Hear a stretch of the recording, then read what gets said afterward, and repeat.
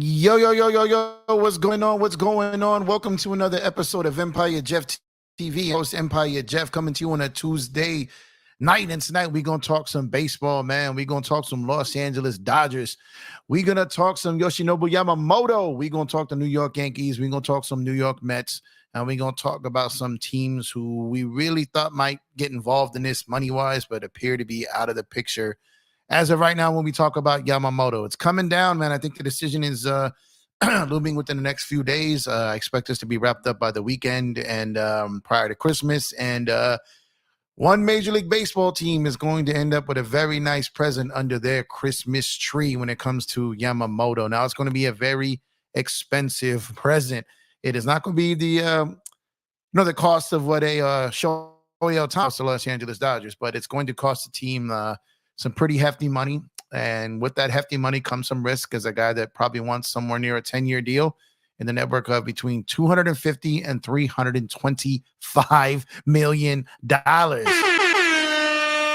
For a man who's never thrown a pitch in Major League Baseball, and the reigning National League Cy Young Award winner is sitting back still waiting for teams to show interest in him because Yamamoto is holding up the market. So let's get right to it, man. The word today around baseball, there's stuff that's kind of out there publicly, and there's stuff behind the scenes. Now, some of these guys can't put out the stuff behind the scenes yet because they're with major networks and they got things they can't throw out there. But I could throw some stuff out there, man. I got nothing to lose, right? So in talking with a couple of people today, actually, so this is not a lot of the times I've been talking to you guys, it's been information that's usually a day or two or three old, right? So in conversations today, I was told that the New York Yankees are nervous. The New York Yankees are nervous that they're not going to be able to land Yamamoto. Now, this isn't me talking to anyone with the Yankees. This isn't me talking to anyone with the Dodgers. This is me talking to someone that I know, that I'm, got a relationship with, that covers Major League Baseball. And the person is very comfortable with telling me and letting me speak on the fact that the Yankees seem to be getting more nervous by the day. And there really is no real indication of how serious the Mets are. Are they driving up the price? Are they really even considering making that making a signing? Like, I don't know. I can't get any confirmation on that portion. What I'm talking about is pretty much what's dialed in between the Yankees and the Dodgers. So the Yankees and the Dodgers appear to be the two kind of leading the way right now, and it's unknown what the level of interest the New York Mets have right now, other than drawing up the price. Doesn't mean that they will not sign there, but I just can't get any intel on them. And it's looking like that it's coming down to the Dodgers and Yankees as of today. And the Yankees are starting to appear a little bit nervous right now. Shohei Otani, Mookie Betts, Freddie Freeman, Dave Roberts, Andrew Friedman, I mean, you name it, is heavily recruiting Yamamoto to the Dodgers. The Yankees have their group of people that are heavily doing it as well. But the lure of the Dodgers is lurking there. And there may have been a time where he was really strongly considering the Yankees, and they may have even been the favorite at one point. But right now, from what I'm hearing, the Los Angeles Dodgers are absolutely still in the mix for Yamamoto. There is no clear favorite.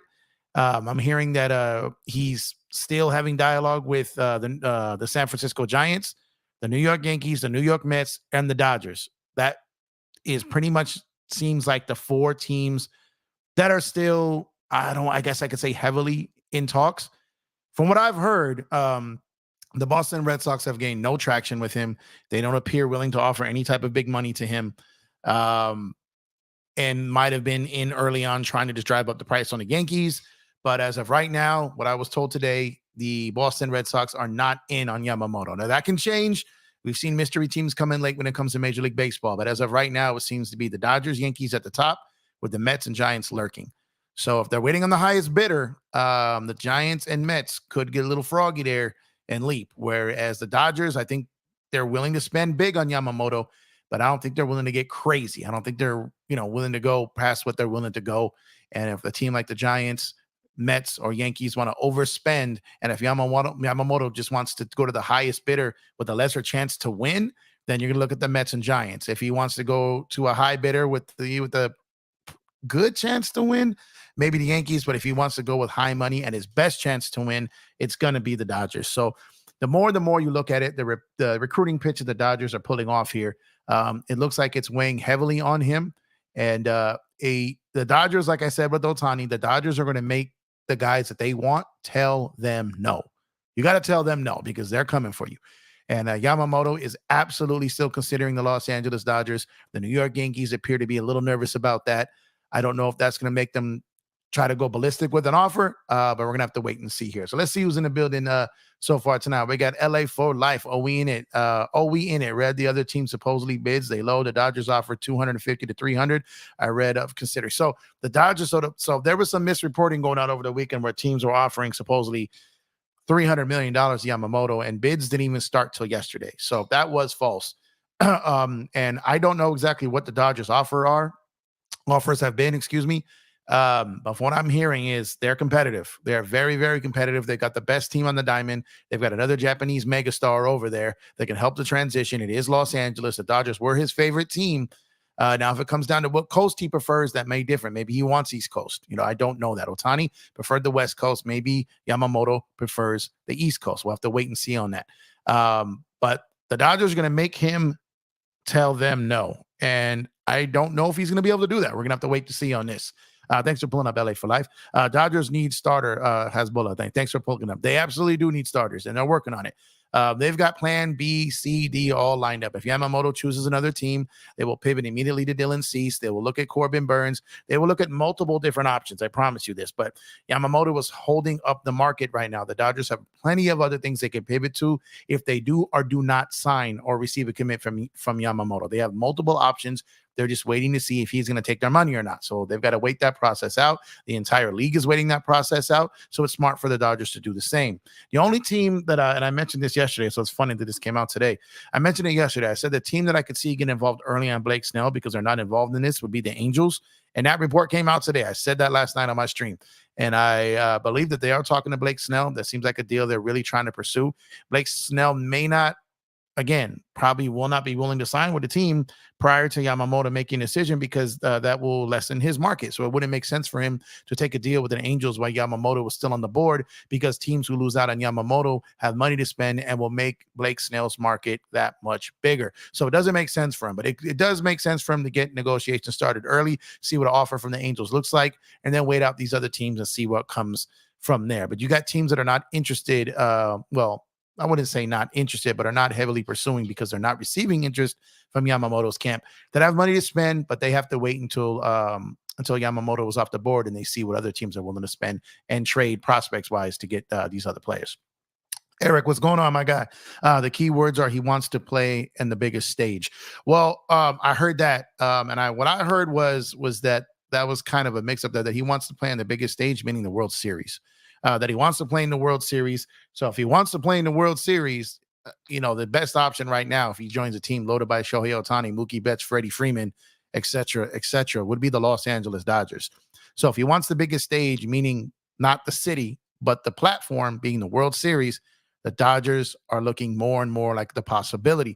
However, he could very well, I want to caution, he could very well end up a New York Yankee. He could end up a New York Met. He could end up a San Francisco Giant. If these guys offer money that is just ballistic because they're desperate, I could see him, making maybe an offer he can't refuse. But if he wants big time money and he wants a big time chance to win and he wants to play on the bigger stage, meaning the World Series, that is the Los Angeles Dodgers. Now let's see what the money looks like.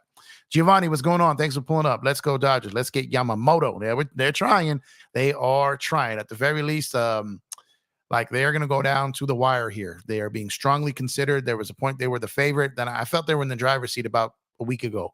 Then I felt it started to level out. Then I felt the Yankees were kind of making progress there. Mets kind of came out of nowhere. He went to Cohen's house.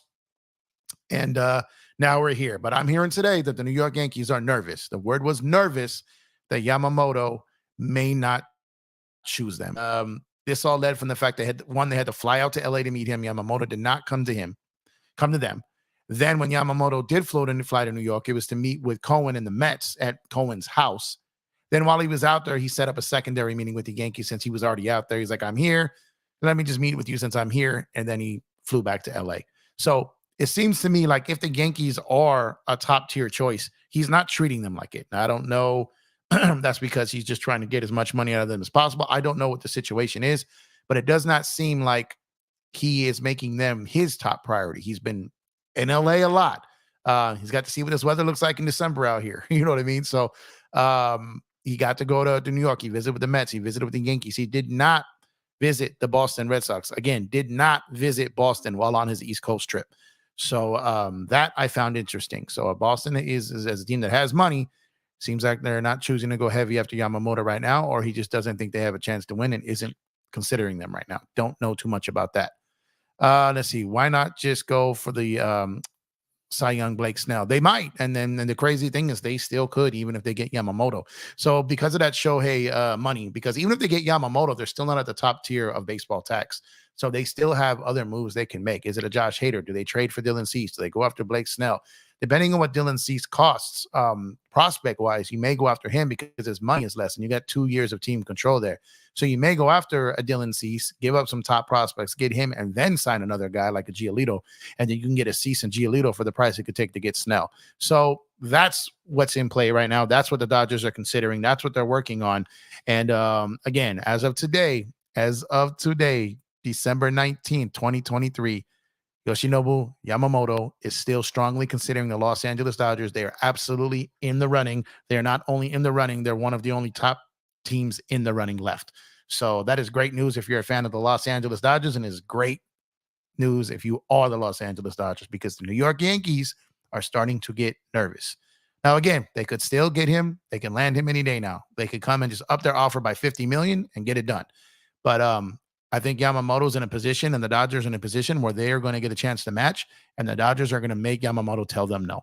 And we'll see where that lands. But I think this happens before the end of the weekend. Hey, Marvick, thanks for pulling up. I appreciate you. I would rather get Montgomery and Hader than spend all the money on Yamamoto, then go hard on Rocky Sasaki next year. That's not a bad option. And again, not to say that they won't do it, but when you get a talent like Yamamoto out there, you have to try to go after him. And we don't know what the exact numbers are. What's being leaked out there, I don't know how true it is. I do not know if he has an offer above $300 million. I don't know if he has an offer above 250, 275. I don't know. All I'm saying is the Dodgers want him. He's definitely interested in the Dodgers, and they are definitely still in the running to get his services. But I don't disagree with what you're saying there. That is depth right there. But they have a chance to potentially get a superstar frontline starter to pair with Glasnow, Bobby Miller, Walker Buehler, and whoever else they add to that rotation, which is going to be extremely important with all these bats. Is you need these arms. You need special arms out there come October.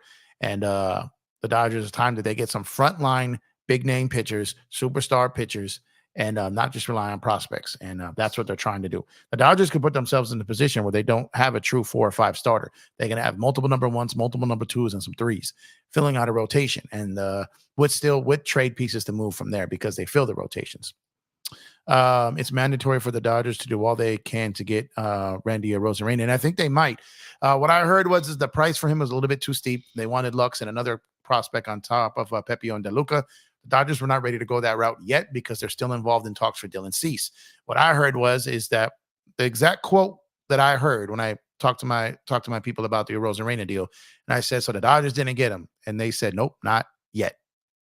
And that was it. Nope, not yet. So that leads me to believe the Dodgers are still involved on him. They're still in on him.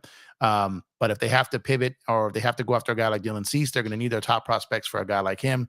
And that's more than likely, like I said, the market's being held up by some decisions here. Once we have some clarity on those decisions, then we'll start to have some movement, a lot of movement rather quickly as soon as Yamamoto makes a decision, which again, I think will happen anytime between now and this weekend. Rays are not trading him right now. They don't have to. And that's exactly what I'm saying. They don't have to right now unless they're blown away.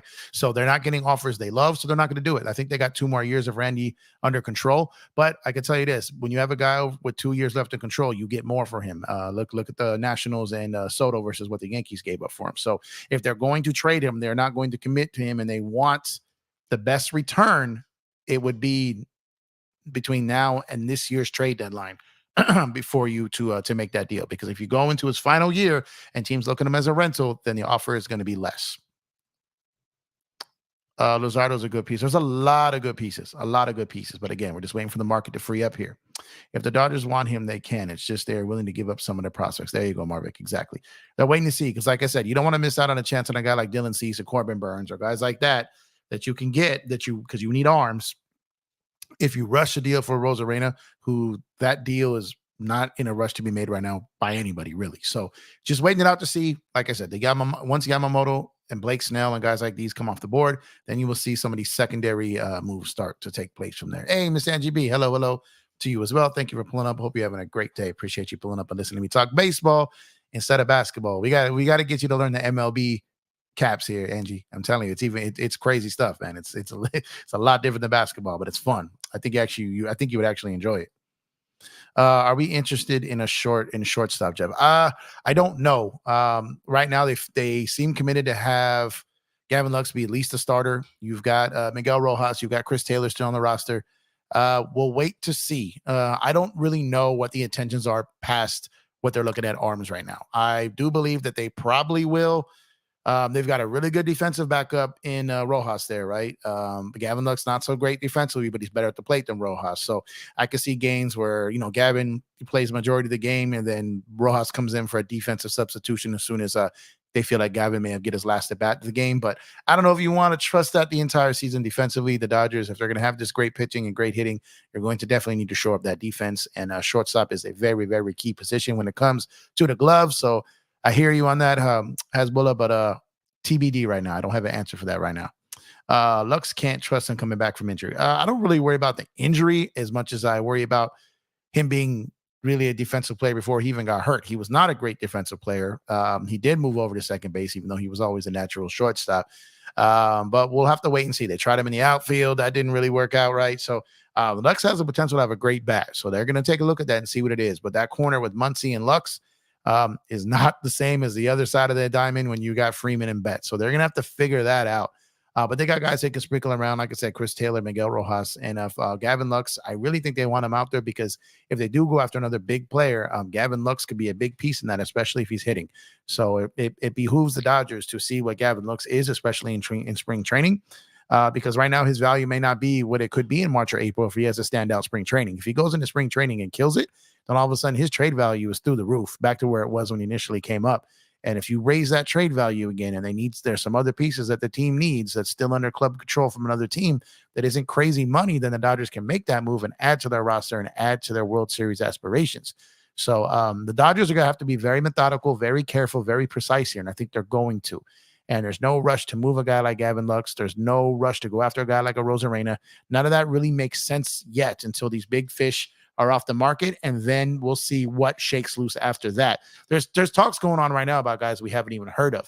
But again, they're not going to take action on any of that until the market gains some movement. Once the market gains some movement, then we will see what shakes out from there. But right now, it's on Yamamoto watch. We're waiting for that to take place. After that, you got the Blake Snells, you got the Dylan Cease trades, Corbin Burns trades. After that, then you'll start getting to some of these third and fourth level tier of free agency. And I know that you guys, that follow basketball are used to free agency being over in 2 or 3 days as far as the major pieces in basketball. And baseball does not work that way. Some of these can go all the way up right before the regular season. So Bryce Harper didn't even sign until like shortly before the regular season started, or spring training. So it was same with Freddie Freeman. Freddie Freeman, I understand there was a lockout that year, but Freddie Freeman didn't sign with the Dodgers until like a day or two before spring training started. So baseball is a little different than these other sports. These guys don't necessarily sign right out the gate. Some of these things can get dragged out. But Yamamoto's a little different because he's got a posting and then he's got a clock on his free agency that American free agents don't have. So that's why I really feel like his deal gets wrapped up in the next couple of days. Definitely by the end of the weekend, I feel. Obviously not going to write that in stone, but I feel that's the case. And the topic of the day is the New York Yankees are starting to become nervous that he may choose the Dodgers. And the Dodgers are making headway. Every single thing that his camp has asked about or asked for, they seem to have handled great. And the only way the Dodgers lose out on him, I feel, is if he just prefers the East Coast over the West Coast. And I think the Dodgers, if that is true, and I'm not sure if that is true, the Dodgers have done a hell of a job at making him strongly consider the West Coast and to come to play for his favorite childhood team, the Los Angeles Dodgers. So shout out to the Dodgers, man. They've absolutely nailed this offseason. They're going to continue to, I believe. Like I said, if they don't get Yamamoto, I believe their pivot game will be strong. I believe they will get strong arms. I believe they will fill out their bench. I believe they will work out their defense.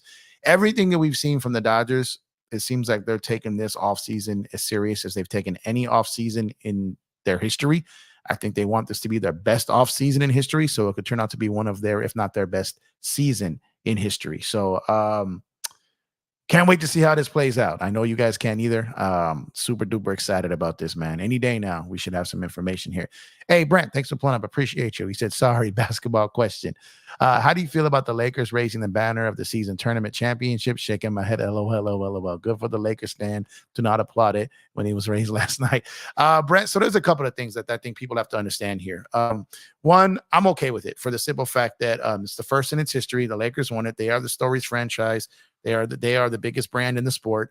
So I'm okay with them doing it, considering it was the first time ever done. Every team in the league competed for it, the last one standing. I do like that they separated it from regular banners. But one thing everyone has to understand, and this was not a Laker choice. This was not up to the Lakers. The competition committee, and this is exact word that I was exact quote that I was given, is that the NBA itself and the NBA competition committee heavily insinuated that it be celebrated and celebrated publicly multiple times, because the success of the tournament, not just for the Lakers, but for the entire league, they wanted to continue to grow. And if a team that won it pulled a joker and acted like he didn't care when he won an NBA Finals, that would have been a big deal a big problem for the league, who's really heavily trying to market this. So this wasn't a Laker decision. So I think people have to understand that no matter who won this, they were going to have to hang something. It was just the cost of doing business at that point. So the Lakers made a lot of money off this tournament. And new jerseys, they were in Vegas, like all kinds of different things that help the Laker brand. There's no way they could turn around and not honor the league's wishes when they benefited from it tremendously. So this wasn't really a Laker decision. This was an NBA decision. And if people choose to make fun of them because of it, it's fine. They still got 17 of those things hanging up in their rafters. They still won something else that everyone had a chance to and didn't succeed at. Story of the Laker lives. People wake up with Laker hate on their heart. It's just the way it goes. And as a Laker fan, I love it because, like I said, they're hating out of respect. So I don't got a problem with them hanging it. They had no choice, and they did what they had to do. And on to the next one. And and they lost the banner game. So that sucks. But don't worry about it. You can ask basketball questions. This is a baseball show tonight, but this isn't originally a basketball channel. So you got no problem asking basketball questions. I'll answer them. But tonight, absolutely, like I said, tonight the topic is Yoshinobu Yamamoto and the fact that the Los Angeles Dodgers are absolutely still in the running to sign the potential superstar free agent pitcher from Japan. I'm very curious to see if he gets a 10-year, anything above $30 million, if he tops $300 million. I'm very, very, very interested to see if that plays out.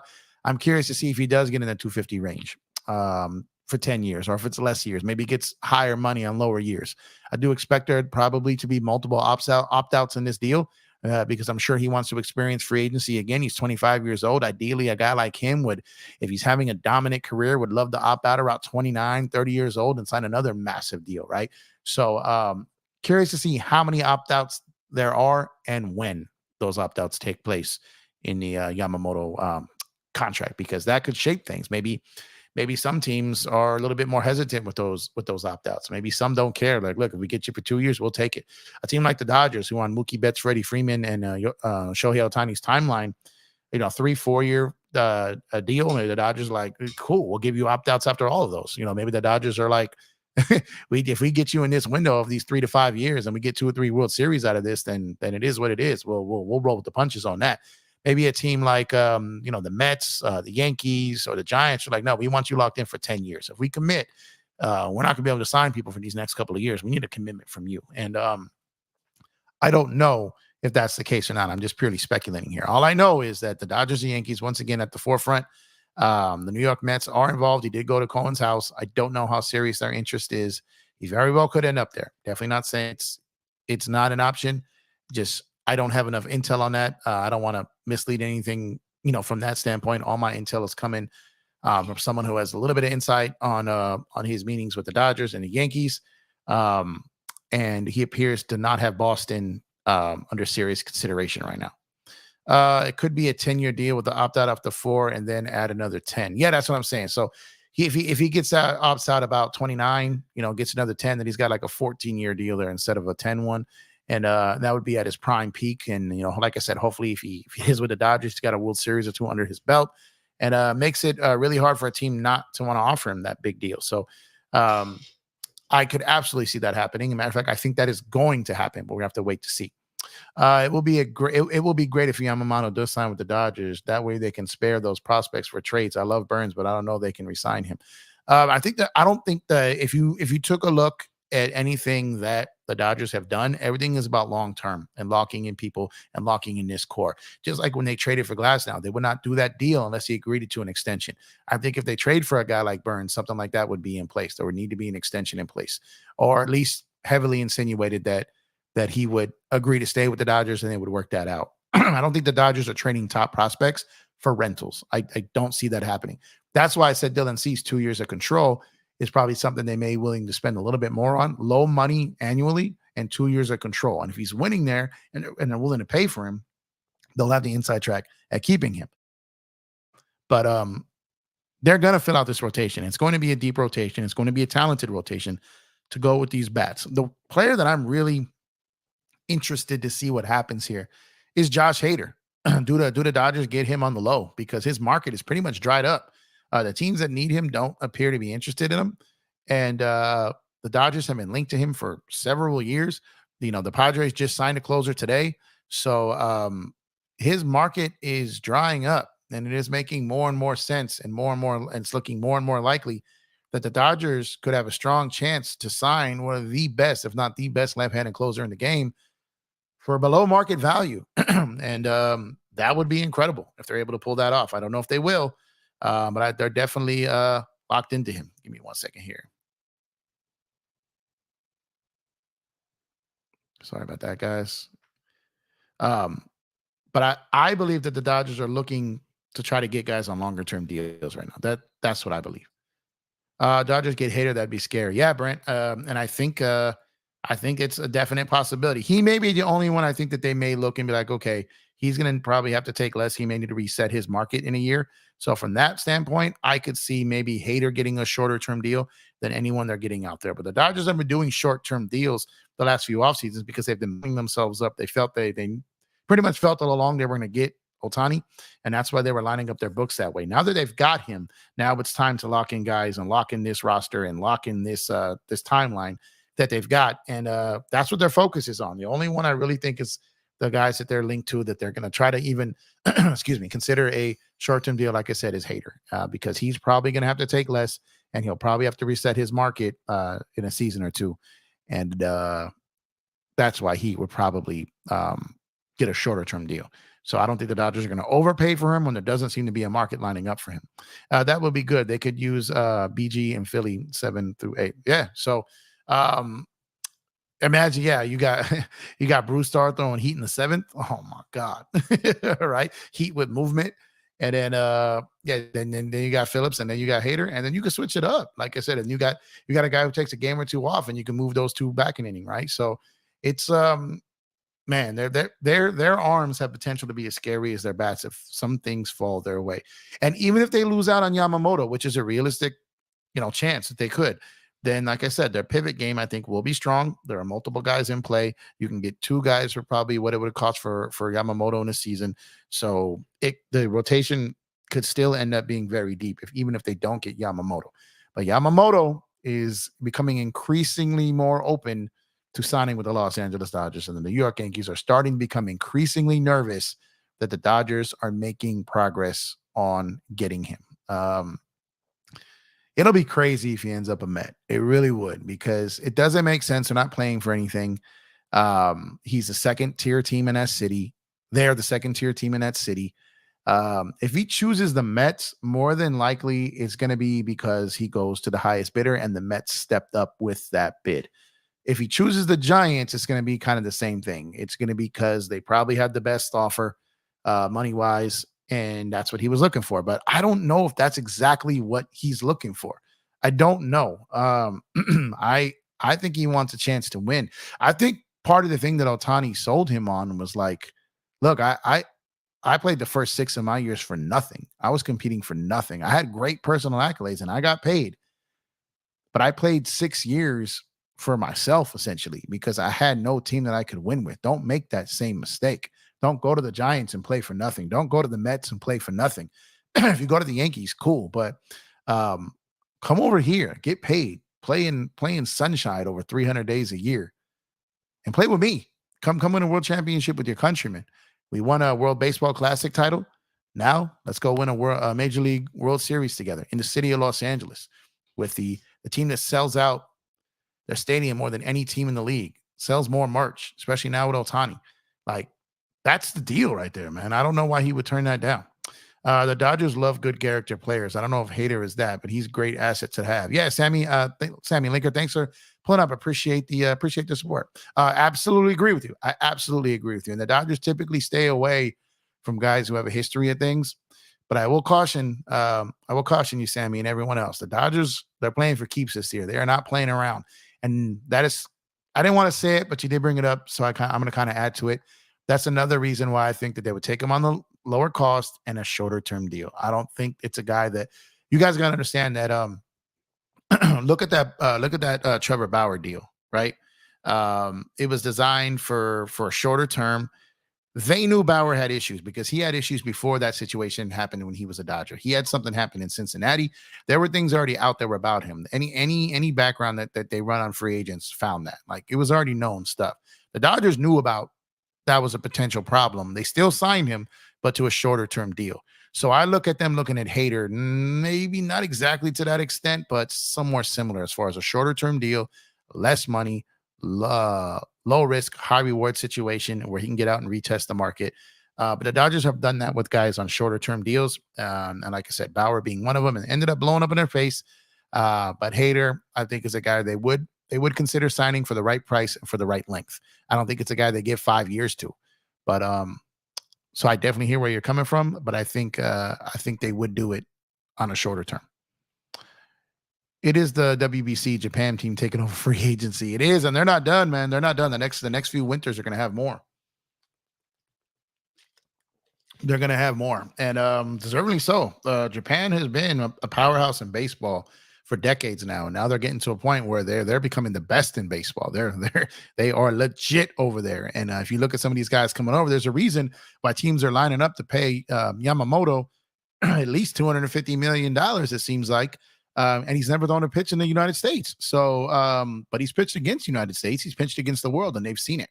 So to them, they feel that it's enough. And Japan is definitely dominating the sport right now. If Hader wants a ring, he'd sign with the Dodgers. No, exactly. But I mean, he's going to do his due diligence. His agent has to do his job. If a team comes in and offers 3-4 years, he's probably going to take that. But it doesn't appear that that's a market right now for him. Everything I'm understanding is Hader isn't receiving long-term offers. That could change. Like, again, the market is held up right now. But Hader is not receiving long-term offers right now. And he's had multiple talks with the Dodgers. And the Dodgers appear to be the only team linked to him and seriously pursuing him. We will see if that ends up being true once ink is signed on a contract. But the Dodgers have been listed as the favorites to get him. Would you rather have Matt Chapman or Max Muncy? Max Chapman defensively, without a shadow of a doubt.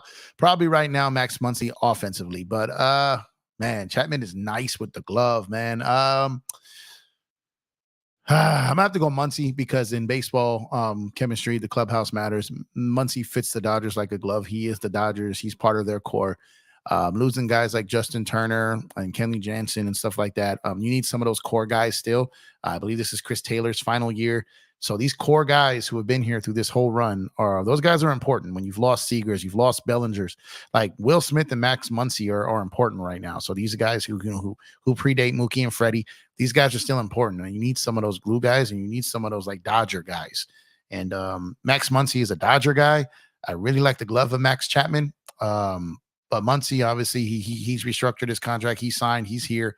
So I don't know if it's one or the other. Chapman is a free agent, so they definitely couldn't trade Muncy for him. But I think as of right now, they're committed to Muncy at third. So that my worry for the Dodgers is Muncy at third, Lux at shortstop. Now, if the Dodgers re-sign Kike, you have Kike who can play some short. You have Chris Taylor who can play some short, and you've got Rojas. So you're going to hedge on the bet there that Gavin Lux shows up. and just is raking, and his bat is adding value to the team, and that it'll counter whatever defense is taken away from the team. So that remains to be seen. We will have to wait to see what happens there. But I do know that having Muncy and Lux on that side of the diamond is going to be a concern. I'm sure they're working on it, and we will have to see, what happens. Because I said the other side of that infield is absolutely stellar when it comes to defense and the bat. The left side is going to be a little concerning for sure. But Max Chapman's defense is top tier. He's incredible with the glove. But Max Muncy, man, he can hit. He can hit in big moments. He's got the power.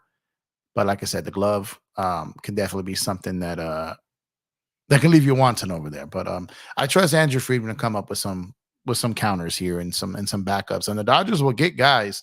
The Dodgers will get guys that miss out on some big money and get guys on 1-year deals as well. So I know they're up against that 40-man roster, which is why trades will happen. More trades will happen.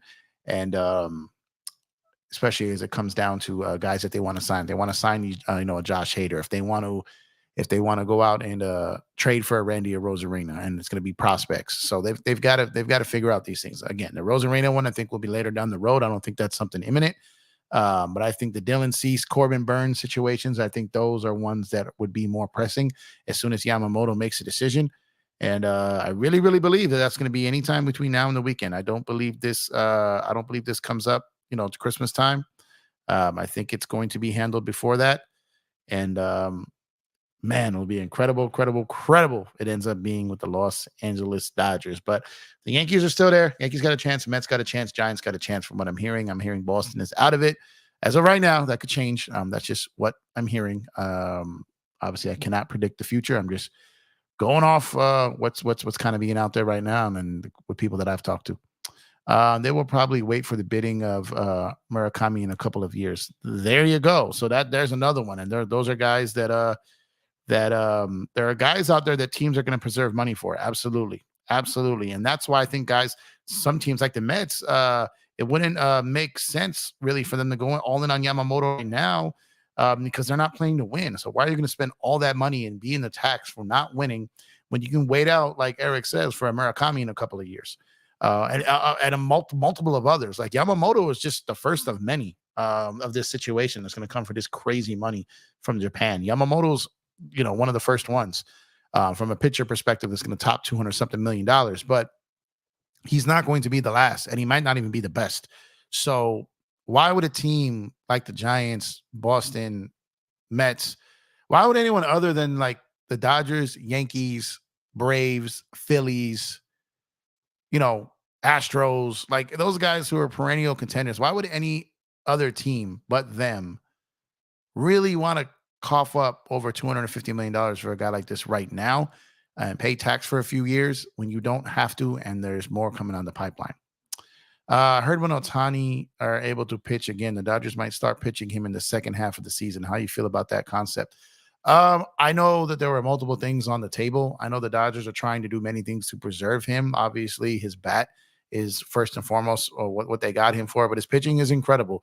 I think because he's had the 2 surgeries, he's had some injuries. I think they want to, be cautious. They got a 10-year deal there. I think they want to make sure that, he performs and is able to dominate for the majority, if not all of those 10 years. So I'm okay with the Dodgers being cautious. Obviously they've got one of the best medical staffs in baseball. Their team doctor is the guy who performed Otani's surgery while he was on the Angels. So I do think that they're going to, do what they can to be careful. You realize that, when they were going to bring Walker Buehler back this season, when they could have used him and needed him, they decided not to. They sat him out the rest of the season. They were being cautious. And I think they will take that type of precautions with Otani as well. There's a lot of money. That is a lot riding on him, and they've got to protect their investment. So we will wait to see. I believe in his press conference, he said that the type of surgery it wasn't as severe as people, thought. It was a little different type of a surgery. They didn't give full details on that. But gonna have to wait to see like what that turns out to be. But all indications are he will be fully healthy, not this season, but the next season, excuse me. And I think they're gonna pitch him, but they may not pitch him every 5 days. So remains to be seen. I don't know what the answer to that is yet. But as far as like my stance on it, I'm okay with it if they're winning and they're protecting their asset. I understand it. I don't think Otani pitches until 2025. Yeah, so that's kind of where I wait. Did I miss? Uh, Oh, when he's able to pitch again. So I don't think she was necessarily referring to 2024. I think she was actually referring to 2025. But and and that the report was insinuating that he was going to be out all this season and half of the next season because they were going to take it easy on him. I don't know if he gets medically cleared, if they sit on him for another half a season or more. I think they throw him out there. They want him to get his timing and everything right, get back to form. Um, but they also have to be very careful with him, and like I said, they should. But if you got a guy like Yamamoto, and you got a guy like Glasnow, and you got Bobby Miller, and you got Walker Buehler, and you get Dustin May back, and you got Tony Gosselin back, potentially Kershaw in a limited role, then my God, like you are stacked. You are absolutely stacked, and you can space. Oh, Memphis Grizzlies only down 3 in New Orleans, 108, 105. I know it's a baseball show, man, but I got this game on, and Memphis was down 20. And they've gotten back in this game now. Little basketball sidebar, sorry. But at the deeper that this Dodger rotation fills out, then the less I worry about the workload. People's concerns about Glasnow, even though it is most innings, most games, most starts, everything last season. People worry about longevity. Where the best thing to do when you're trying to preserve arms and not burn out the arms that you have is to have a very deep pitching staff, and that is what the Dodgers are aiming to build out. I think they are, and I think they're going to do an excellent job of doing so.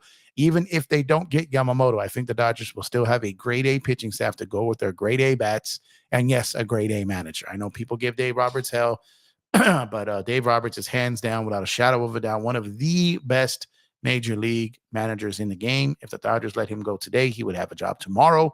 I understand people like to blame him for everything, but it is a corporational ran managerial position there. He does his part, but it is also heavily influenced by the front office. They win a lot of games. They haven't been able to get over the hump as much as we would love, but I believe they will figure it out in time. But yeah, so like I said, I expect this decision to come down any day now, anytime between now and Christmas Eve. I don't believe this rolls into Christmas. I believe as of right now, it's going to come down to the Dodgers and the Yankees. The favorite kind of seems to be flip-flopping. What I was hearing today is that the Dodgers made tremendous headway. New York Yankees are starting to become a little bit nervous, and we'll see if nervous gets to desperate and if they just throw a ton of money there and try to close the deal. So I remember when they did this with Tanaka. I remember when they did this with Garrett Cole. Like the Yankees and Dodgers have had stare downs over money before, and the Yankees have often won that. So we will see what happens with Yamamoto. I do think that the Dodgers see Yamamoto a little differently than they did Garrett Cole, a little different than they did Tanaka. I really do think that they view him as a game changer and a potential superstar to pair with Shohei Otani. And if they are able to get him after signing Otani and after re-signing Jason Hayward and potentially re-signing Clayton Kershaw on a limited role and other people that they add to this team, if they can fill this out, then the Dodgers are going to be absolutely scary. Yankees should be nervous since they acquired Juan Soto to play with Judge and Cole. Yeah, it's it's going to be very interesting in the Bronx this season. I like the Yankees. I'm a Dodger fan. I bleed blue along with purple and gold. The Dodgers are my favorite team. But being my family is from New York, and I have spent most of my life watching the New York Yankees. You know what I mean? I've watched the New York Yankees a lot. I've rooted for them, in World Series. Derek Jeter was my favorite player. I have not seen a Yankee Dodger World Series in my lifetime. I've never had to split hairs there. So, but if they do play each other, I will be rooting for the Dodgers. But if the Yankees are playing anyone else, I'm rooting for them. So if the Yankees do get him, obviously I would be disappointed that the Dodgers get it. But the fact that the Bronx is putting together a team, I'm not mad at that. Been waiting for a Yankee Dodger World Series. Yeah, that would be absolutely incredible. Like a Knicks Lakers World Series. And those things would be incredible. New York and LA together, man, that would be a Major League Baseball wet dream right there, man. Without a doubt. But that's it for me for tonight, talking baseball, man. I'll be back later tonight, probably talking basketball. But I wanted to touch on this. I had a chance to spend some time with some baseball people today, and trying to do that once a week and tap in and keep those relationships strong and keep that networking going and kind of meet some new people through it. And Yeah, it was a good experience talking to them. I went into today thinking that the Yankees were pretty much leading this, and that the Dodgers were on the outside looking in, but they've swayed me otherwise. I want to caution that he could very well still sign with the Yankees. He could sign with the Yankees tonight or tomorrow, so that is absolutely a possibility. But the Dodgers are absolutely still in it. They have a great chance, and the New York Yankees are starting to feel a little bit nervous. I don't know how serious the New York Mets are. And the San Francisco Giants are trying. I just don't know if it comes down to it, being that they're probably the least favorable as far as the team they put on the field.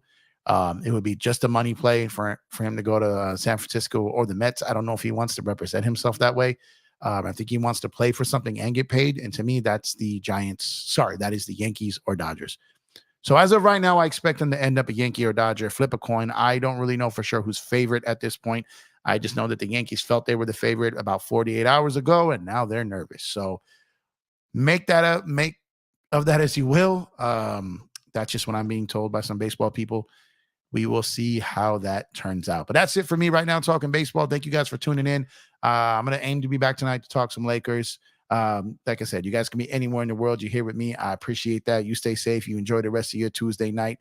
And I will do my very best to catch you guys in a couple of hours to talk some basketball. So appreciate you guys tuning in. If you haven't done so already, please drop the like on the video. Subscribe to the channel if you have not already. Hit that notification bell to get notified when we go live on nights like tonight. Starting to build out the channel to talk more baseball along with basketball. The channel seems to be responding well to it and encouraging it. So I'm going to add some more sports to it. So appreciate you guys, and I'll catch you guys in a couple of hours. Have a good one.